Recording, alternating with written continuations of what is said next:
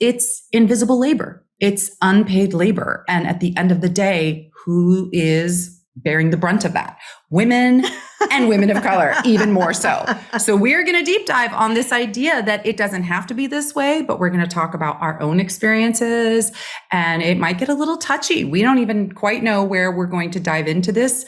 Please let us know how you're feeling about it. We're just two girlfriends talking about this. We are not experts in this field. We are going to be giving you real life, anecdotal experiences about this subject and referencing some of the brilliant takeaways that we saw from that particular episode. We're girlfriends of a certain age. In midlife, we got a lot to say. So let's get loud. We won't fade away, 'cause we're girlfriends of a certain age. Hey, girlfriend. Hey, girlfriend. I'm so excited to jump into this with you today. Something you and I have been talking about for a long, long time.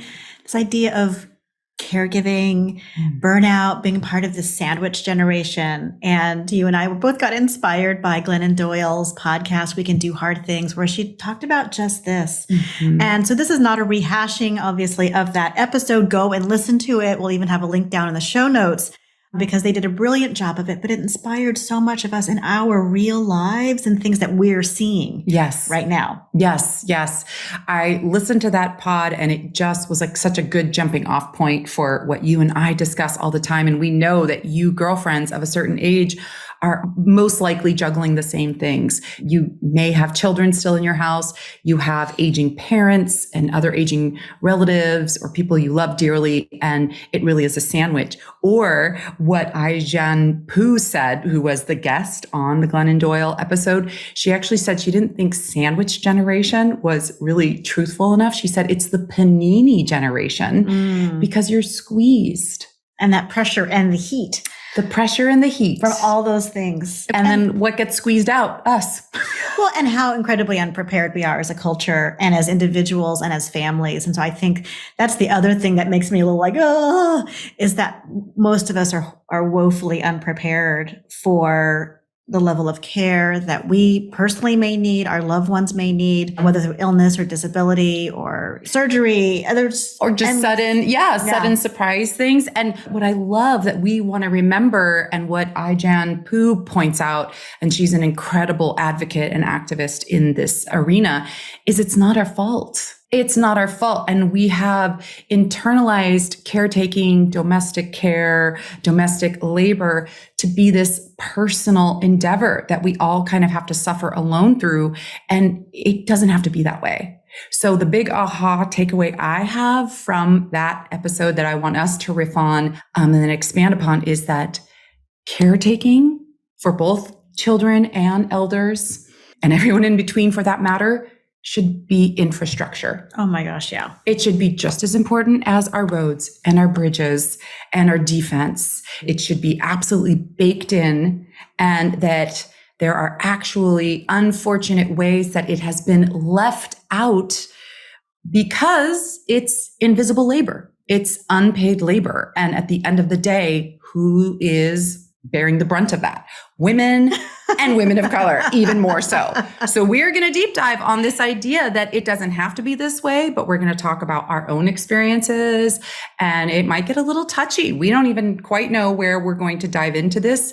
Please let us know how you're feeling about it. We're just two girlfriends talking about this. We are not experts in this field. We are going to be giving you real life, anecdotal experiences about this subject and referencing some of the brilliant takeaways that we saw from that particular episode. So girl, let me know, lay it on me. What jumps out to you on this subject of caretaking? Where do you feel about it today? I mean, honestly, I find it very overwhelming. So I made a very personal choice to be home with my children. You and I are both entrepreneurs. And so for me, that was very important. So my parents raised me. They ran a business so they could be around us kids. And so I wanted that too. And so for me, it's very baked in, this idea of the invisible economy we often talk about with women's work.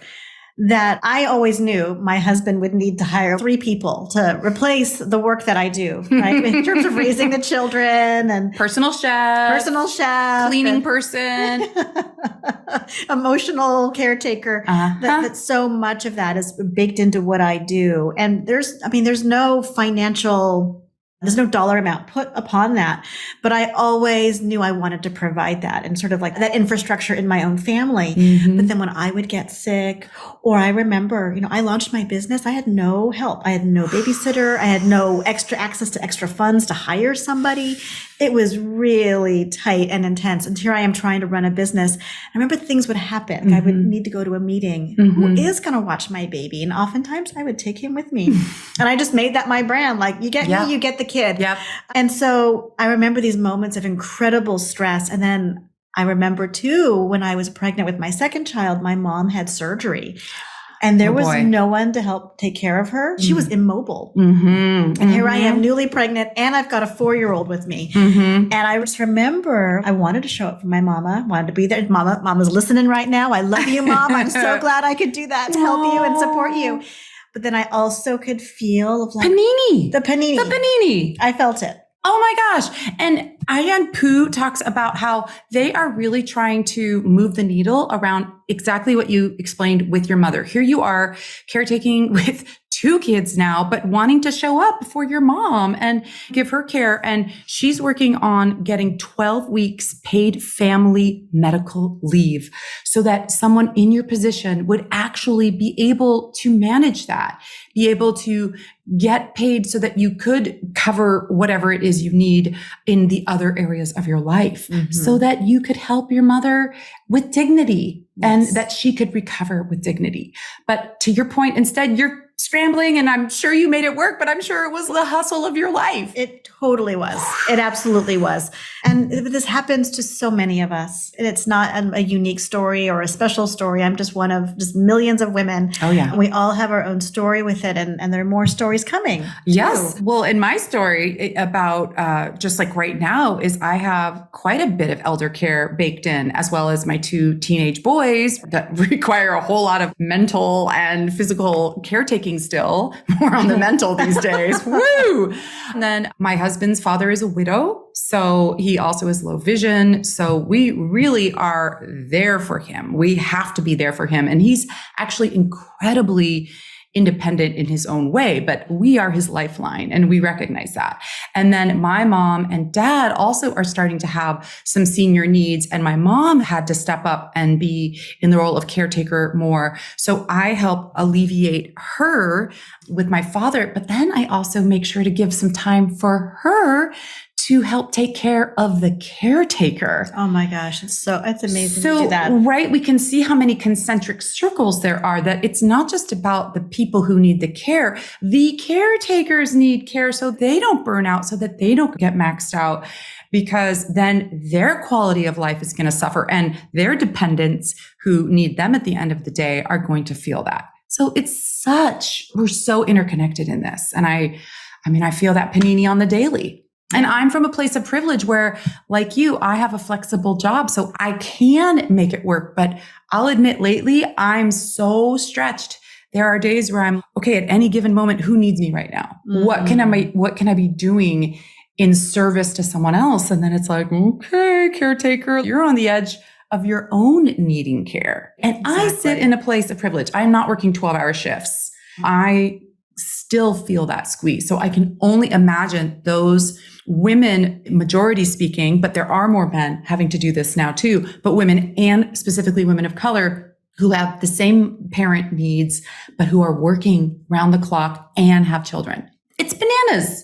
Yeah. This is not sustainable. It's not sustainable. And the fact that a country as developed as ours has so little in place. Yeah. It depends on what state you live, whether or not you could even get a little bit of paid family leave. That's right. And California is actually one of the better ones. Well, had been one of the better ones. It gives you 8 weeks. But states like Colorado, I'm trying to think if there are a few others, you'd get up to 12 weeks. You're talking about maternity leave? Paid family leave. Paid family leave. So certain states offer it. When you have a baby. Is this talking about for when you're the maternity paid Well, family leave? there's that. I think it also can get stretched into other situations. And then, of course, depending on where you work. I remember my husband having a job. One of his jobs was unlimited paternity leave. And I was like, huh? What? What you talking about?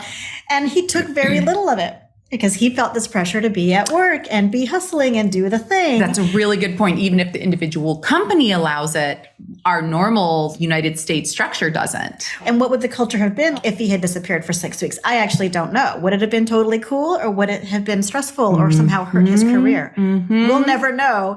But the fact that that was even available, it was possible. Again, more privilege depending on the company. And Paul, who's a carpenter, took, I think, 4 weeks off, but he absolutely felt a pressure to get back to work. And I don't know if it was even paid for. So there was that pressure mounting. But I remember him saying, I would love to be at home. I would love it. He was just like someone who loved to immerse himself in kid land. And you think, wow, what if we were one of these developed countries like Norway or Finland and these places where they have, our friends who are from Norway, do you want to know what they get? I'm not sure I do. Get ready, y'all. Get ready, y'all. To bite on a leather belt. 2 years. 2 years, the mother and father, imagine that, can divide how they see fit. And our friend would talk about how it was absolutely normal in the middle of the day at a cafe to just see it full of parents with their babies because that's their job. So they're going to show up at a cafe at a certain moment to have some socialization. And that's what I think we have to wrap our brains around is we could make this possible if we demanded some more infrastructure. Now, is this easy? No. And is this a feat? Yes. But what I loved about what Aijan Poo was pointing out was our current president, he is very pro-care because he was a single father. And Kamala Harris has also championed domestic workers, especially immigrant domestic workers. So if we get loud enough in this next election cycle, a lot could actually shift. So that actually gives me hope because I think a lot of what we're going to talk about today is outrageous and infuriating. Yes. And what can we do? What can be done about it? It's one thing to vent. Exactly. But then it's also to channel that into something positive that benefits all of us. Yeah. And the truth is, even if you're not dealing with this right now, you probably have friends and loved ones who are. Yeah. And this could pop up in your future in many known and unknown ways. I just want to remind all of us of that. And that sometimes these things come on very quickly. Oh, exactly. And they're kind of the things we want to think about the least because they're so overwhelming. And to your point at the beginning, how unprepared we are because we're winging it. We're all figuring this out on our own. So there really isn't a system in place that we're that aware of. My mom and dad actually discovered because he's a veteran that the VA actually offers some care and some services, but they didn't even fully understand that until they went and searched that out. And so if we can do that for our veterans, if we can do that for a certain group, I think we could for everyone. But right now, you have to be someone who has the time and resources to go seek it out. And the people who are the most in need don't always have that position. That would actually be a great podcast episode for us to do, to find an expert who could walk us through what are the differences in different kinds of long-term care, and is that even of good value? And I think there are a lot of things that we could be preparing for. Reach out to us if you know someone. We would love to have them on the pod because I think all of us are leaning in right now going, yes, we need more resources and help. Yeah. So should we talk about the funky history of domestic labor, of the quote unquote help? Well, it makes me think of the movie, The Help. Actually, that movie had been on my mind for a couple of days. This idea that, yes, that Black women will watch your kids for free and do a great job and be so loving and kind because that's pretty much all they were good for. At least that was the perception. And so that's very much, I can feel that sort of in my DNA, that expectation. I'll never forget, I nannied for a family in Berkeley. I had just finished my graduate program, and I think they picked me because I have a master's degree in counseling psychology. And I think they needed some of that support with some of the kiddos. So you were giving them a little free therapy. Oh, hell no, I wasn't. So this is actually part of what this is that I had to be very boundaried with them. They had a woman helping them who, from what I could glean, was probably an undocumented woman from Mexico who spent about 12 hours a day at their house, provided all of the childcare, pick up, drop off, all the play date stuff. Wow. cooked all their meals, Wow. did their laundry, and cleaned their house. So she needed to go home to take care of a family member. So they go through this fancy agency, find me freshly out of grad school, trying to figure out what to do with myself. And I'm like, I guess I'll do nannying. I know how to do that. I'm good at that. And so they were paying just a ton of money to this agency. And I was maybe getting 60% of that, which is also very telling. And I remember one day they were in the kitchen whispering. Her dad was over.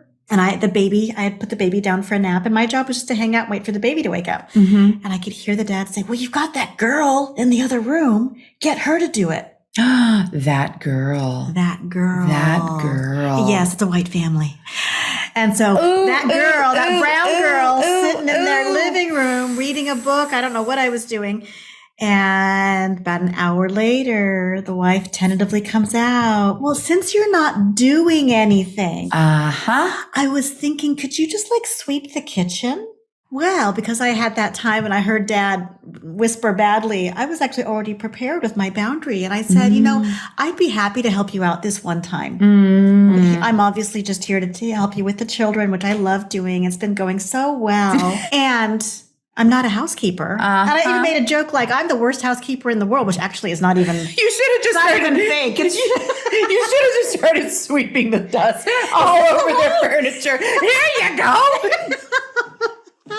I know, but I was ready, and I remember because I was Yes, and I could just feel that slippery slope. And I think I had another week that I was going to be with them, helping them. I knew I have to make that boundary right now. And she was very uncomfortable asking. I was very uncomfortable making that boundary, but I did it in defense of myself. And I realized that's how they saw me. I was just a brown girl sitting in the other room, not doing enough. And what's so baked into that is that literally your work of taking care of their children wasn't enough. You should busy yourself. You should be doing something at any given moment, because what that is devalued in our culture. My gosh. And yes. so we see how the sexism and the racism is all boiled in there, which is just so nasty. And I'm so proud of you with your young self. My young self. Your young self with those boundaries. I was in my early 30s, and somehow I got the wherewithal in this woman's house who's paying me, or she's paying a handsome price. Not all of it's going to me, but she's paying professional agency. And she picked somebody who had a lot of credentials and a lot of experience with children and all this good stuff. She wanted all of that good stuff and my expertise. Yes. And training. And she also wanted me to bring up the rear. She wanted me to do all the dirty work, do the that domestic she didn't want labor. to do. Yes. And she was home that whole day. She was just home that day. She wasn't homesick. Right. I don't know what was going on. I don't remember. But so you're home and your kitchen is dirty. And so you want me to do it when I haven't even been hired to do that. I thought that was very telling, and everything felt so tight with her. I remember this feeling, even giving me a tip at the end. She was like, well, and for all your extra work and all, but there was something real tight about it. And I just kind of received it like, I'm so glad that I'm never going to see these people again. You glad this was temporary? I was so glad. And I remember she called me one day. Oh, are you still babysitting? Oh, no, I'm not. I work a full-time job now and I don't do that. So don't ever call me again. She was using me as a tool. Of course she was. I was a stopgap. That's right. I was like a plug for a nasty problem she had. Exactly. She was going to call me in only when she needed me, after devaluing me. And I think that was that was the reason why I was so angry at her. But because for me, it was a stopgap too. Exactly. Yeah. Well, and it is for so many people because of the wages. Do you know that the average caregiver, care worker, in-home worker makes $21,000 a year full-time? It's just the most sickening thing. It's so sickening. So there's a whole lot to unpack there around what some of these services who are taking a cut are charging. Or I know that some of my mother's friends who are growing older were looking into their round-the-clock caretaking. It's astronomical. It's astronomical if you want in-home care. And in a way, sure. But then you're like, who could afford that? Who could afford that on their own except for the very wealthy? So we see that this whole relationship around, quote, help has some really ugly history. And it doesn't actually make sense if we really stop and look at who the help was. It was first enslaved people. And then it grew to be that kind of domestic work. But as long as it's been associated with that, it's always been devalued to this day. To this day. To this day. And I think it has to be said that when you have a loved one needs care, and the care provider is not treated with kindness or respect or given a living wage, what will be the consequence of that? And we see it a lot. We see elder abuse. We see theft happening in people's homes. I mean, it happens in facilities too, but when people don't feel they're getting enough, they will act out in other ways. And I just want to name that, not to frighten people, but I think it needs to be said. Or they might be incredible and they might do a stand-up job at work, but because they're not making a living wage, it's going to cause stress in their life in some other way. The people who are dependent on them aren't getting enough money to support their family. They're going to have a level of stress that you wouldn't want them to be around your loved one having to deal with. So whether or not it comes out in a direct way, it's going to impact someone that needs them. Yes. And it's going to impact them. And again, we're devaluing the caretaker. And that's just not okay. And I think we all just, if we're a mother or if we're a daughter of parents and you need to give them care, can totally relate to that. But then to just think about being in that position of being paid domestic labor and what that really means. Right. Big problems, big problems. Well, one thing I was going to give a shout out to, actually, a woman of color caretaker was my mom when she was at Cal Berkeley and became a single mom unexpectedly with me at a very young age when I was a little baby. She worked at Girton, their childcare center. I was able to go into the crib room. My mom was able to work there and have her baby there at the same time. It was such a win-win. And her mentor was this incredible woman, Janet Robinson, who was a Black woman who was helping run that program and helping teach the teachers how to take care, especially of the babies. And my mom loved her so much. And Janet took my mom under her wing so much that not only was she a mentor, but I would go and get babysitting. Janet would take care of me when my mom needed extra support and help. And to me, I, as this like little girl who didn't have any siblings, just thought it was the coolest thing because Janet Robinson had a big family of her own. So I would just get to go and hang out with all of her fun kids and we would play and I was in the mix. But you can see how, to your point, the woman who was in charge was valued in her own sphere, but there's a whole history baked into that of this little girl showing up that she's babysitting on the weekends as well, partly because she got it and she saw my mom's situation, but she also probably needed it herself. So just so many layers. But I do want to shout out Janet Robinson, who I dearly love. My mom dearly loves her. She passed away a couple of years ago. We went to her memorial and that room was full of children who remember her and of other caregivers who remember her so fondly. So her legacy lives on and obviously her children. So big-hearted woman and we love her dearly. And she's a hero. How often do we hear about these unsung heroes that made such a mark on so many people's lives? But do we hold them up? No, caregiving is seen as a necessary evil. And so there's all this resentment baked in and difficulty, maybe even in paying for it, which creates a resentment, which then gets transferred onto the person who's done this good work, who is entitled to that pay, but it's being transferred over with this, I have to pay you so I can get to work or I can do the thing. Yes. I think we don't talk about that enough, that gets done a lot. We don't. I think everyone feels uncomfortable about it. I think having those conversations it's so uncomfortable because of all of these dynamics at play. So I do encourage all of us to have those hard talks and to talk about what your values are. And with anyone who's going to be caretaking any of your loved ones, to make sure you are on the same page, to make sure they do feel they're getting valued enough. And then I think actually then it can be a really beautiful reciprocal relationship. I have a friend who does have a caretaker for her mother-in-law who's unfortunately dealing with Alzheimer's, and they have a wonderful working relationship with this woman who's very, very trained and skilled, and she's become part of their family. She is absolutely helping them in no other person can, and she feels valued. They have a really clear line of communication, but I think they sit down on the regular and have check-ins. So what you're saying, I'm like, that sounds amazing. And I can't think of another situation I know of like that. So that's a rare one. So that's right. a rare one. So that takes a lot of courage too on both parts. Yes, it does. To be able to come together and address, to say the things out loud. But in a it's so dynamic important. like that. In a dynamic like that. It's really important, That's beautiful. though. Yeah. So I think that's, for me, that feels one of the takeaways from this conversation of being willing to have those open and honest conversations with ourselves. And maybe we work it out with our girlfriends first and then bring it to the person who will be providing care to us or our loved ones. Yeah. To keep it clean.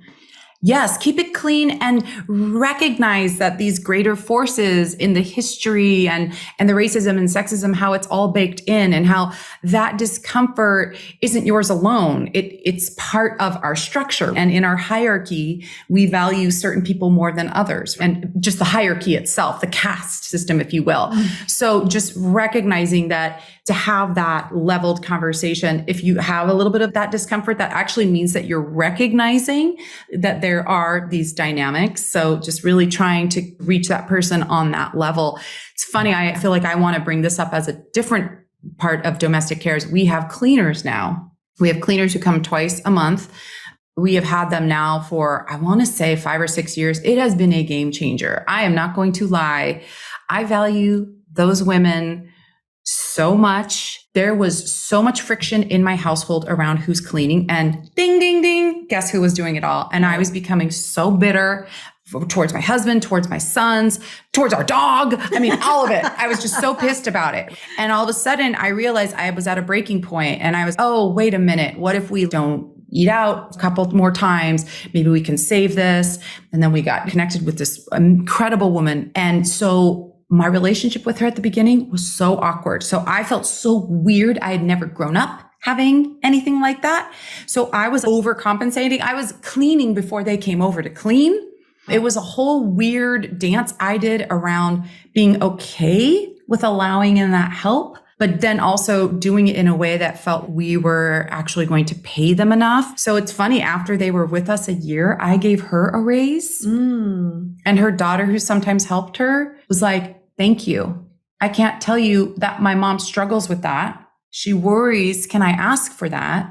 And I was like, well, I value what you do so much. I see how that's shifted the dynamics in my family.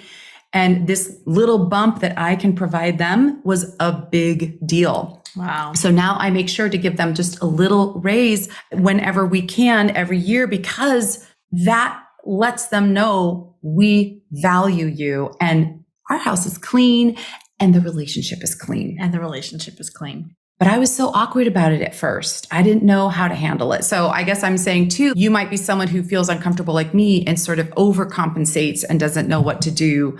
So think about how you would want to honor a family member who was in that same line of work and how you would want that relationship to feel. It's just so important. Actually, it's reminding me that I imagine there are people on YouTube who have done videos on first time hiring someone with a babysitter or long-term care for a family member, and to hear from them directly. Wouldn't that be good? I think that would be important too. And then listen to maybe 2 or 3 people and figure out who you want to be in that dynamic and how you want to be. Part of that is money, but part of it also is making eye contact. Yes. Welcoming somebody into the space. Thank you for being here. Thank you for doing that. Oh my goodness. Yes. I didn't even know about that, or I didn't think of it, or I hadn't gotten to it yet. Acknowledging people's hard work, because oftentimes when someone has done a good job, you aren't going to go looking for the toilet is spotless. But when it is spotless now, and it wasn't before. That's right. You make an effort. And they're cleaning your toilet. That's not their own toilet. That's someone else's toilet. Ew. Yeah. Double ew. Exactly. So I think there's so much to be said for that. And there's so much that can be done. It's just really basic humanity. Basic humanity. We are seeing everyone as humans. We are treating everyone as equals. This is their job. This is their work. This is not invisible labor. And because it has the roots in the invisible, devalued labor, the people who are actually doing that kind of labor today still, I think, are oftentimes in the shadows. My cleaner who didn't know how to ask for her own raise and fortunately had a nice client who could do that. But I know there's not every client is like me. I get that. Yeah. It was probably coming from my like weird white guilt. So I would even argue that the average person probably greatly resents having to pay their housekeeper. Or really? What? Yeah, I mean, I think some people have it budgeted, but like when they get a request for an increase each year, I've seen people get very angry about that, feel very entitled. Or you see it on Nextdoor. Someone just tried to charge me, whatever, $85 to clean a 1-bedroom block. What? And really, and you see these long threads about it. I never get involved in those. But I think the undervaluing is very, very high. Yes. Unfortunately, I think that's so true. Mm-hmm. So then if you're needing ongoing care or someone providing support for a loved one, I could see too, we're paying you all this money. And if things aren't perfect, or if there's a bump in the road, and of course, no one's taking care of those relationships, things are going to blow up very quickly. And we all want continuity of care for ourselves and our loved ones. I think that's a lot to be unpacked there. Yeah. I mean, you almost make me think of writing out a work contract or like writing out what the expectations and the values are.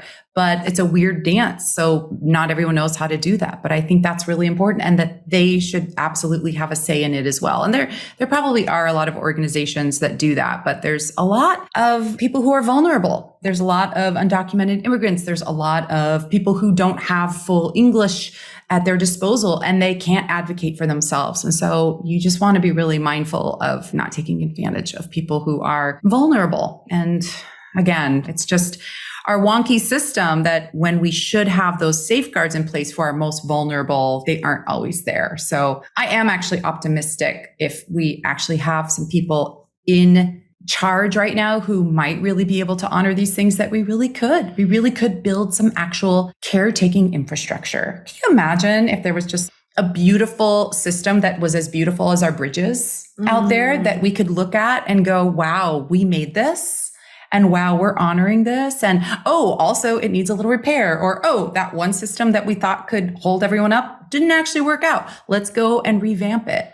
How beautiful would that be? Be incredible. Also, we're moving into a time baby boomers are retiring. Oh, yes, they are. And this is a powerful and a lot of affluence in that generation and a lot of can-do energy. So I'm also intrigued. I feel if we're all working together for a common goal of building this as infrastructure and doing it now in real time as the needs are being generated, and voting. We know we need as that social structure. And I think I always used to joke about my childcare support that it was a patchwork quilt.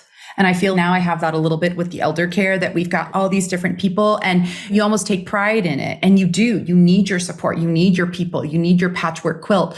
But when you do that and it still doesn't feel enough, it's not your fault. I think what we need to realize is that we also have internalized a message somehow of, well, that's your own private family. That's your problem. All that stuff in your house is your own problem. And if you think about it, what isn't more of an important problem than life, than our babies, than our elders? What is more important than that? I'm sorry. So we see how easy it is to internalize this idea. I'm doing all this, and that's just so easy to blame ourselves. Well, if I just earned more, or maybe I just should have just quit my job and just totally devoted myself to this. You can't win. But we have to remember that this system that we are currently navigating and all kind of winging it in our own way, it isn't friendly. It isn't set up for us to win. So I think we do need to kind of put our foot down and go, no, some stuff needs to change. And thank you for bringing up that, those baby boomers, man, there are a whole lot of them. There are a whole lot of them, and they're going to overwhelm our health system. They're going to overwhelm our caregiving system. So we definitely need some more systems in place for them. Absolutely. We do. Ooh, it's a lot, but we are in it together. Yes, we are. We're girlfriends. Yes. And for each other, but then also for our greater community. So come and find us on Substack. Join us in talking about this. Let's lift each other up. Let's problem solve together. because we're not interested in just unearthing and unloading a bunch of problems. We're also interested in fixing them, finding solutions from a heart place, and doing that in sisterhood and doing it in connection. So come find us over on Substack, and it's completely free to join. And we'll just keep the conversation going there. That's right. And deep breaths for the panini generation people out there. And we are here for you. Let's talk about it in our Substack. Let's share ideas. Let's get some conversation going. Because I think the louder we are all about this, the more people are going to listen and pay attention and make some things happen for us. So it really does take a village, and we'd love it if you came and joined our Substack, and let's share some great ideas. We'd love to hear yours as well. All right, girlfriend. Well, this was a good one. It was Woo! juicy. It was juicy. It was juicy. All right. Well, until next time, thank you for hanging out, and bye, girlfriend. Bye. Thank you for hanging out with us today on Girlfriends of a Certain Age. This episode was produced by Jessica Neighbor at Impact Vocal Coaching and Philshay Hesh at The Busy Mom. This podcast jingle was written and performed by Jessica Neighbor. Do you have a girlfriend who needs to hear this message? Share this episode with her. She will love you forever. If you enjoyed today's talk, join us in our private community on Substack at Girlfriends of a Certain Age. You can help us reach even more girlfriends when you take 30 seconds to subscribe and rate our channel on Spotify, Apple, or YouTube so you never miss another episode. Stay tuned for more episodes where we discuss more hot topics for all of you, our girlfriends living our best lives together.